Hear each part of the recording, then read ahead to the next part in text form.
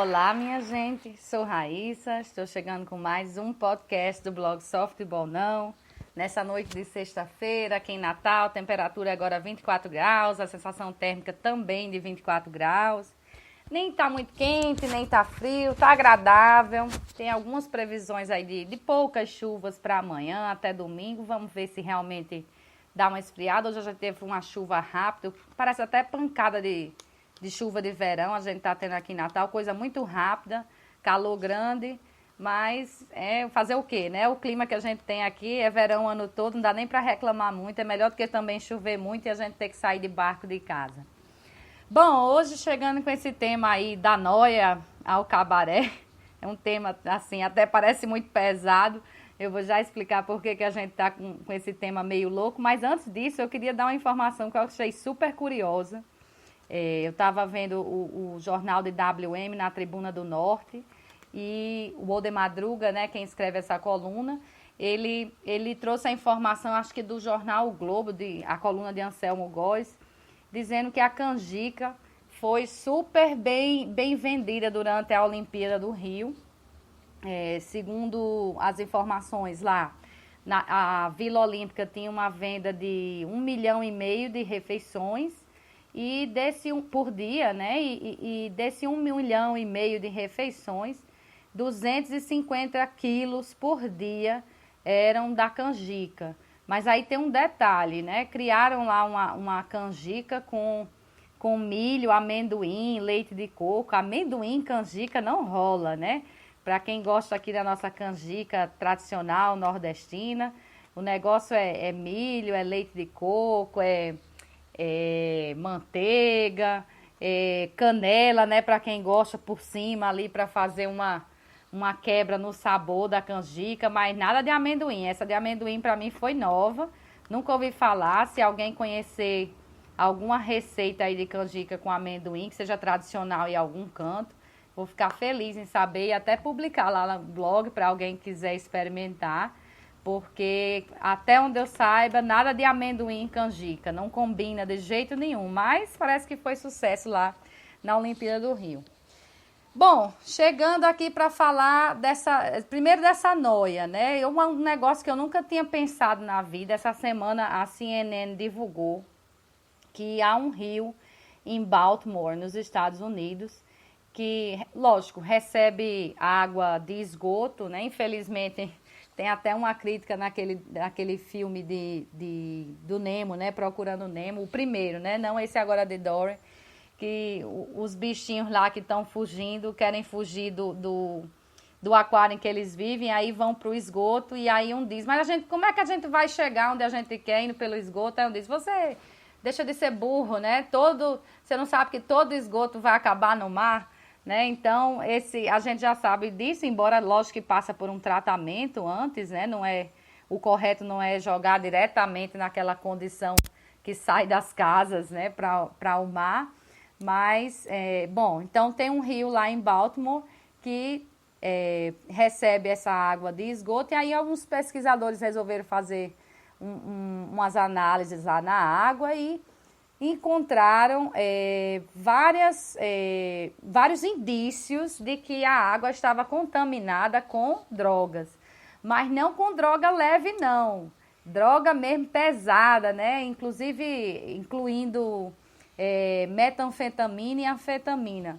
Aí qual é o grande problema do negócio, né? É que os pesquisadores descobriram que, exatamente como ocorre com os humanos, as plantas, os insetos, os peixes, todos estavam viciados nessas drogas lá nesse rio de Baltimore. Eles chegaram até a fazer um rio assim, não um rio, né? Uma corrente d'água artificial para reproduzir as condições que encontravam nesse rio. E, para surpresa deles, em poucas semanas, todas as plantas e os insetos mostravam sinais de vício nas drogas. Você vê que coisa horrorosa. Aí você pensa assim, o que é que isso tem a ver comigo, né? Já que eu não tenho nada, eu não vou comer inseto, eu não vou comer planta, mas a gente come peixe, né? Então, os peixes... por exemplo, eu adoro comida japonesa, né? E leva muito peixe na comida japonesa.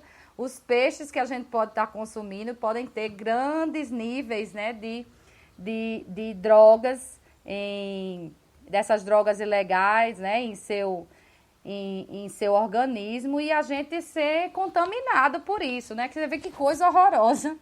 Até os peixes podem ficar viciados em drogas e isso pode chegar para a gente de uma forma que a gente nem imagina, porque pode chegar até por pássaros, porque os pássaros também comem os insetos, né? Sapos comem insetos. Você vê que coisa, que cadeia louca a gente tem a partir disso.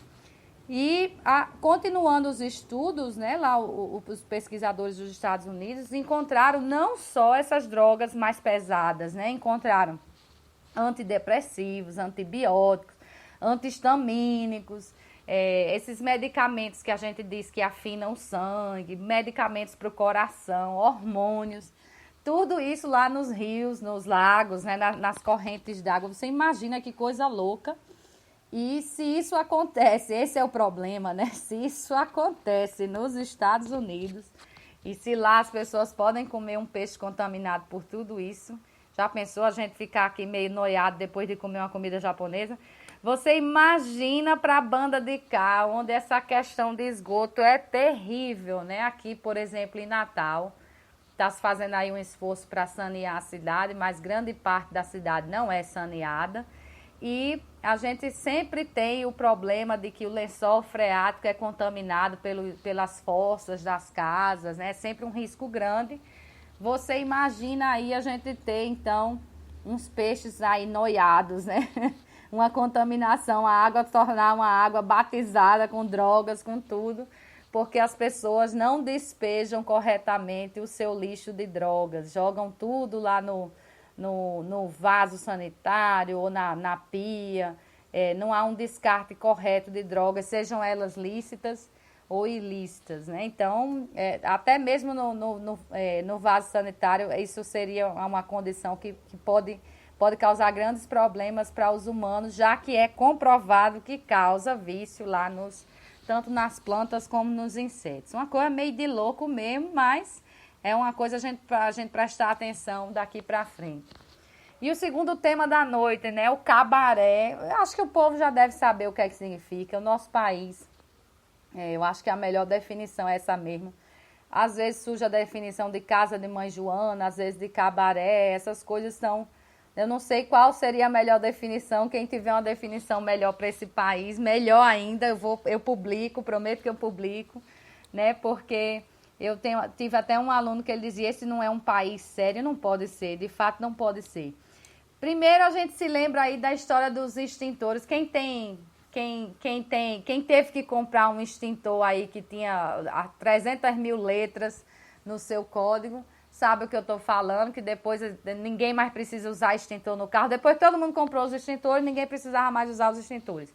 Antes disso, há bem uns 20 anos, a gente teve aquela obrigatoriedade de andar no carro com um kit de primeiros socorros, porque todo mundo deveria ser um paramédico. Se visse um acidente na estrada, a gente tinha que descer para prestar socorro, mesmo que isso fosse piorar a condição da vítima, né? Essa era a intenção, a boa intenção, né? Vamos botar umas aspas aí nesse negócio, da lei lá do Senado Federal, que queria que a gente fizesse esse curso intensivo aí de paramédico para atender um caso na rua. Muita gente comprou o kit, é claro que fez a festa de quem fabricava esses kits de primeiros socorros. E é claro que mais uma vez a gente ficou com o mico na mão, porque mais para frente se descobriu que não estava correto, que isso ia causar mais problemas, não tinha nenhuma lógica, não tinha bom senso nisso. E aí o kit caiu. E quem ficou com o kit se lascou, né? Porque terminou tendo que pagar um negócio que não servia para absolutamente nada depois. E aí, seguindo nessa onda do cabaré brasileiro, agora a gente teve essa lei que eu já critiquei demais por aqui, de que a gente tem que andar o dia inteiro com o farol aceso, em pleno sol, né? Em plena luz do dia. Os carros todos de luz acesa, uma marmota sem tamanho. Eu canso de dizer, eu sei que alguém já achou uma pesquisa que diz que o número de acidentes caiu. Gente, pelo amor de Deus, eu canso de dizer isso, né? Se você não tem condições de enxergar um carro numa rua, você não tem nem condição de andar na rua. Você realmente precisa ou de um transplante de córnea, ou você está precisando de um grau muito grande de óculos, porque à luz do dia você não enxergar um carro se movimentando é uma coisa grave. Você precisa de uma luz no carro para poder saber que aquele carro está se movimentando. É uma coisa de louco um negócio desse, não existe, né? O trânsito brasileiro ele é ruim, não é porque o povo anda com farol aceso, farol apagado de dia, isso não tem nada. O trânsito brasileiro é ruim porque as pessoas não seguem as regras, né? A gente anda 100 metros de carro, e em 100 metros você encontra N infrações, carros estacionados em canteiros, carros fazendo conversão onde não podem, motorista, na verdade não é nem o carro, é o motorista, né? Motorista que não respeita aquele triângulo de cabeça para baixo, a gente que nunca ouviu falar nele, que quer dizer dê a preferência. Motorista que não respeita a placa, pare. Pare não quer dizer assim, pare se você quiser parar. Não, é pare. Chegou ali, você tem que parar seu carro. Hoje mesmo eu estava no centro da cidade e quase acompanhei um acidente assim enorme, né? Porque uma moto resolveu cruzar uma rua que justamente tinha um sinal de pare para aquela moto, mas ela achou que devia ser pare só se você quiser e passou direto e vi um táxi na rua preferencial e o freio do táxi foi assim enorme. Aquele cara da moto hoje, ele pode jogar as mãos para o céu e agradecer, porque ele nasceu de novo. A velocidade que ele vinha, né, para a cruzada que ele fez ali, o freio muito bom do taxista evitou um acidente grande, que ele ia voar longe, tranquilamente hoje. Então, o trânsito brasileiro é ruim por esse tipo de coisa, porque tem um limite de velocidade mínimo e máximo, o povo nunca ouviu falar. O povo anda em BR com velocidade abaixo da mínima, anda com velocidade acima da máxima, trafega na esquerda como se a esquerda fosse um local em que você pode andar devagar, não fosse uma faixa de ultrapassagem. Estaciona em todo lugar porque eu paro onde eu quiser e não importa. A lei manda que não pode estacionar ali, mas é para os outros, não é para mim. Então, esse é o tipo de coisa que acontece no trânsito brasileiro. E a gente tem, e todo ano a gente tem aí as estatísticas de morte, quase que de uma guerra do Vietnã por ano aqui no Brasil. Não se faz nada a respeito. Aliás, morte no Brasil acho que já virou uma coisa tão corriqueira que as pessoas nem se incomodam mais. Número de homicídios aqui em Natal e por aí vai. Imagine morte de trânsito, que o povo acha que é um acidente. Não existe acidente, porque se os dois estivessem trafegando corretamente dentro da lei, não bateriam nunca. Alguém infringiu a lei, se não foram os dois que infringiram a lei. Mas essa é a realidade. Mas aí descobriram que o grande problema do trânsito brasileiro era o farol aceso, aliás, apagado durante o dia. Teria que ficar aceso durante o dia para que não houvesse mais nenhum acidente. É claro que virou uma indústria de multa, a gente sabe como as coisas funcionam nesse país. A gente tem bastante câmera de segurança em todo canto, né? Inclusive, já foi tema aqui até, acho que da semana passada, acho que foi esse o tema do podcast Sorria que você está sendo filmado. Hoje a gente tem câmera para tudo, câmera de trânsito, câmera de segurança, todo mundo tem uma câmera de condomínio, não sei, bom, por aí vai. E a informação que chegava pela imprensa é que em algumas cidades a polícia de trânsito, o órgão de trânsito da cidade já começava a multar baseado nessas câmeras. Quem passava em rodovia federal, estadual, sem ter a luz acesa, já tomava ali uma bela de uma multa, R$ 85, né, a multa para quem não anda com os faróis acesos. É um absurdo, todo mundo reclamando. O que aconteceu foi que muita gente já precisou trocar a lâmpada de farol. Eu, por exemplo, com uma semana dessa marmota, já troquei uma lâmpada de farol. E aí a notícia que chega hoje é que a Justiça Federal, acatando uma ação, né, um pedido, acho que é um mandado de segurança de uma associação. Deixa eu ver se eu acho aqui rapidinho o nome da associação, porque eu adorei o nome da associação. Infelizmente a notícia que eu tinha visto o nome... tá aqui, achei. É a Associação Nacional de Proteção Mútua aos Proprietários de Veículos Automotores. Olha só que nome bonito, Proteção Mútua. Nós já temos uma associação que cuida de todos nós, proprietários de veículos automotores, a DPVAT. Nome bem sugestivo. E aí essa associação entrou com a ação pedindo a suspensão da cobrança de multa, porque qual é a função da multa? A multa é punir quem não seguiu a lei. Mas qual é a intenção da lei de trânsito? Educar. A lei de trânsito sempre tem essa intenção. Ela não quer em si...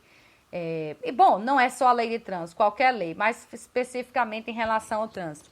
O que a lei quer é que ela nem precisa existir, que as pessoas compreendam que aquele comportamento é o correto, e para que isso aconteça é preciso haver uma sanção, uma pena, porque a gente sabe que as coisas funcionam assim, graciosamente as pessoas não vão seguir na direção correta, então, mas a intenção da lei é essa. E aí, o que é que a Justiça decidiu? A Justiça decidiu que não havia, não havia publicidade suficiente a respeito dessa obrigatoriedade de andar com o farol aceso durante o dia. Por aquela situação também de que as cidades hoje invadem as rodovias invadem as cidades. Você está andando numa rua e de repente ela vira uma rodovia e você nem sabia disso. Aqui em Natal isso é um exemplo claríssimo, né? A BR-101, ela não tem assim nenhum ponto em que a gente percebe que ela deixou de ser BR-101 e virou Senador Salgado Filho, depois Hermes da Fonseca, e vice-versa, o contrário também. Vem Hermes da Fonseca, Salgado Filho, depois vira BR-101. Ninguém sabe, a engenheiro Roberto Freire, qual é o ponto em que ela vira rodovia ou não. E por aí vai, porque a gente tem várias rodovias cortando aqui Natal, pelo menos Natal vive essa realidade, certamente outras cidades no país vivem também essa realidade. Então, a decisão aí do juiz foi um juiz de Brasília, o juiz da 20ª Vara Federal do Distrito Federal, Renato Borelli, ele decidiu suspender, já que precisa de sinalização, dizendo onde é que a multa será aplicada se você não acender o farol. Como nós sabemos que aqui no Brasil não vai ter placa tão cedo dizendo quais são as rodovias, a partir de que ponto ela começa, onde você pode tomar uma multa porque não acendeu o farol. Então, durante muito tempo, nós já sabemos que essa lei não vai mais vigorar, pelo menos se não se conseguir um recurso contra ela. Certamente a Advocacia Geral da União, parece que já foi notificada nessa sexta-feira mesmo, deve entrar com recurso para tentar derrubar essa lei, mas a realidade é que a decisão, pelo menos no meu entender, é certíssima, corretíssima, porque qual o intuito de você mandar acender farol somente em rodovia e não dizer onde começa a rodovia? Aqui em Natal, por exemplo, é complicadíssimo você saber em que parte você está numa rodovia ou não. Então, o juiz suspendeu a lei enquanto não houver essa sinalização clara de onde vai ser cobrada a multa, a partir de que ponto você tem que acender o farol, nada de multa para ninguém, né? E inclusive, já houve até, parece que uma modificação nessa legislação, acharam pouco, R$ 85,00, e a partir de novembro o valor parece que vai para R$ 130,00. Aí o que acontece? Aí é o cabaré que eu digo. Quem já levou a multa, coitado, vai pagar, não está suspensa. A suspensão só vale a partir de hoje, a partir da notificação aí da União, é que está valendo essa suspensão do uso do farol, pelo menos da multa. É bom também a gente ficar atento às notícias, porque se sair um recurso cassando essa decisão, digamos assim, do juiz de Brasília, vai voltar a valer a multa e aí a gente vai ter que andar, mas na minha visão, totalmente correta a decisão do juiz, porque qual é a intenção? A intenção é que as pessoas façam o correto ou é arrecadar dinheiro? O que é que se quer com a legislação de trânsito? Então, tem que ter realmente placa dizendo a partir de onde você tem que andar com os faróis acesos e de dia, né? No caso de dia, porque à noite a gente sabe que tem que andar mesmo. E a partir dali, então, é que se pode cobrar alguma multa. Fora disso, e como a gente sabe que tudo aqui nesse país demora muito, já alguém decide que essa lei realmente era muito idiota e retira de circulação essa lei, vão criar outra lei Já já a gente vai ter que andar com a bandeirinha vermelha no carro, porque pode ser que alguém não esteja vendo bem o carro, então a bandeira sinaliza que ali vem um carro. Eu estou já aguardando algo nesse sentido, porque esse país é uma graça de todo jeito. Ainda falando desse nosso cabaré aqui, saiu nessa semana, claro que todo brasileiro ouviu falar nisso, o impeachment da presidente Dilma, agora é ex-presidente. Mas aí se discutiu muito se era golpe, se não era golpe, etc. Aí o que acontece na hora da decisão? Na hora lá da decisão, decidem que a Constituição é um mero detalhe, né? A Constituição não tem força, porque a Constituição determina que você perde o cargo e já é automática a inabilitação para exercer função pública durante 8 anos. Mas alguém chegou à conclusão que isso era um detalhe, que na verdade valia era a legislação infraconstitucional, não a Constituição. Você imagina a loucura disso. E o que é pior é a gente ver o presidente do STF, que era quem estava presidindo a sessão, permitir um negócio desse. Tudo bem, eu sou uma pessoa do direito e quem é do direito sabe que tudo na vida tem várias interpretações. Aquela que prevalece é a majoritária, às vezes você não concorda com ela, você se filia à corrente minoritária, mas sabe que a sua interpretação não é a que encontra, vamos dizer assim, guarida na maior parte dos juristas ou mesmo dos órgãos que vão aplicar a lei. Aí o que acontece, né? O Ricardo Lewandowski, o ministro do STF, que é o presidente e também presidiu a sessão lá do Senado, acolhe o fatiamento, como foi chamado, né, da votação da punição para o caso lá de crime de responsabilidade da presidente. E você vê que coisa louca. Os senadores decidiram que eram autônomos, quer dizer, os senadores que fizeram o conluio lá para que isso passasse.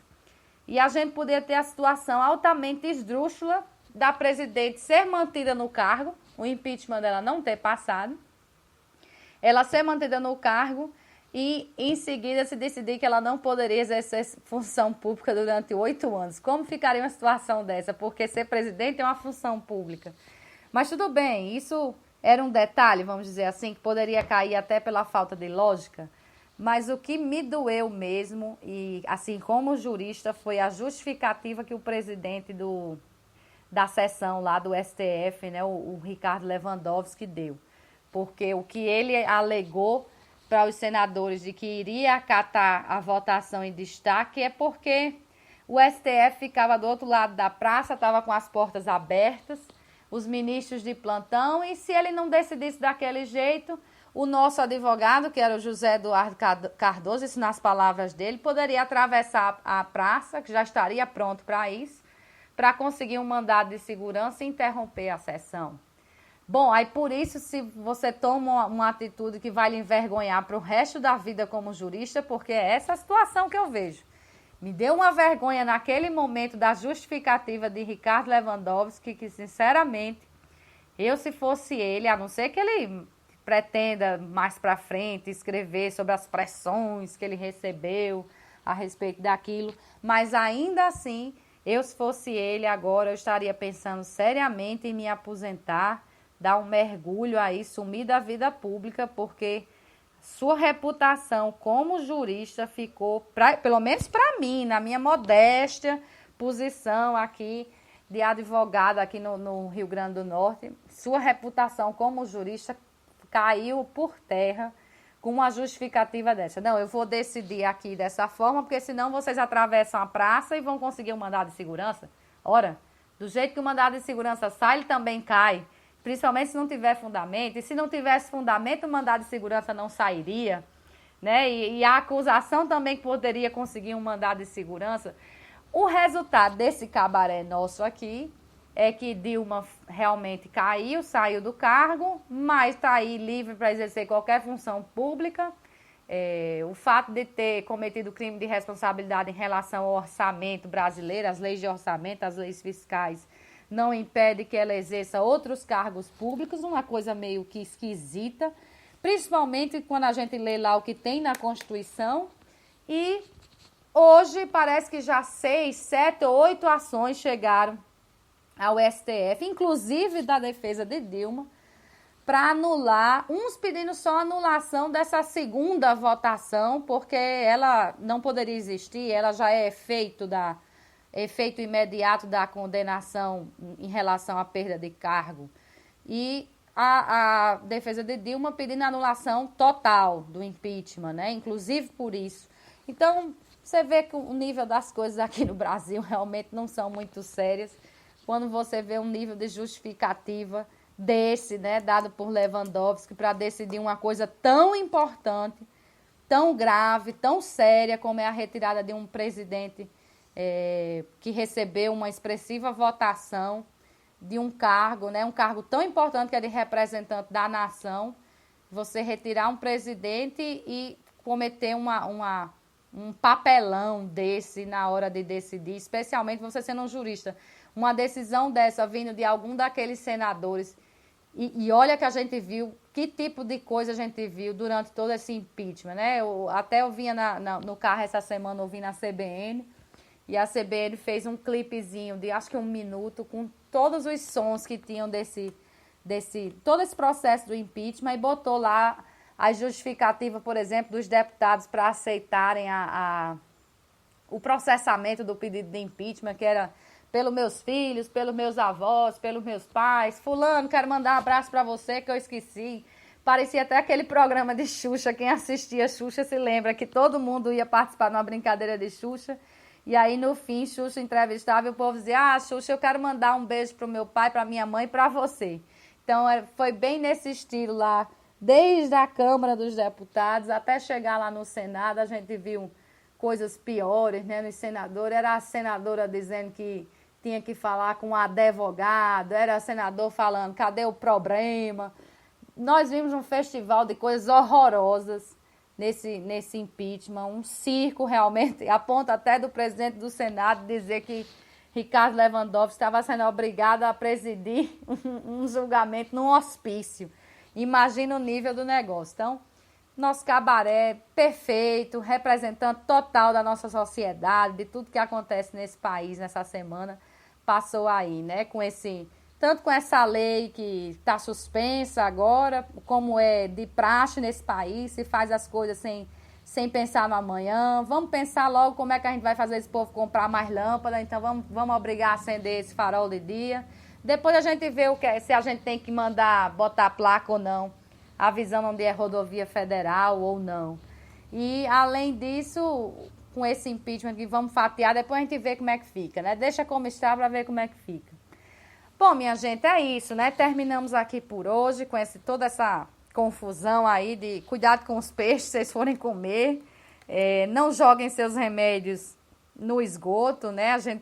Isso pode voltar para a gente de uma forma bem pior. Pode causar aí um vício nas plantas, nos insetos e até nos animais que a gente come aí na cadeia alimentar. E conviver mesmo com esse cabaré nosso aqui, não tem outra forma. Esse bate-papo de hoje da sexta fica por aqui, mas amanhã, 2 horas, tem o nosso bate-papo em inglês e no sábado, 10 horas, tem o bate-papo sobre... No sábado não, no domingo, às 10 horas, tem o bate-papo sobre o futebol. Fim de semana esse que está bem cheio. Nesse domingo, inclusive, fica aí o convite para quem quiser ver um jogo decisivo na Arena. Vai ter América e Cuiabá valendo de quase tudo que você possa imaginar. Rebaixamento para a Série D, chance de continuar buscando a classificação para a próxima fase, para lutar pela Série B, o acesso. Então, de acesso ao rebaixamento a gente vai ter no domingo e tá uma promoção boa aí de ingresso. Inteira tá R$10, meia R$5, preço de bolo. O América resolveu manter a promoção amanhã no sábado. E quem comprar pelo site da Arena, que foi por onde eu comprei, ainda compra mais barato, né? R$9 a inteira e R$4,50 a meia. É barato demais, dá para fazer um programa diferente aí no domingo. Quem quiser participar, certamente vai gostar da experiência. Bom, minha gente, é isso. Fico por aqui. Desejo uma boa noite de sexta-feira para todo mundo. Um bom fim de semana e até lá.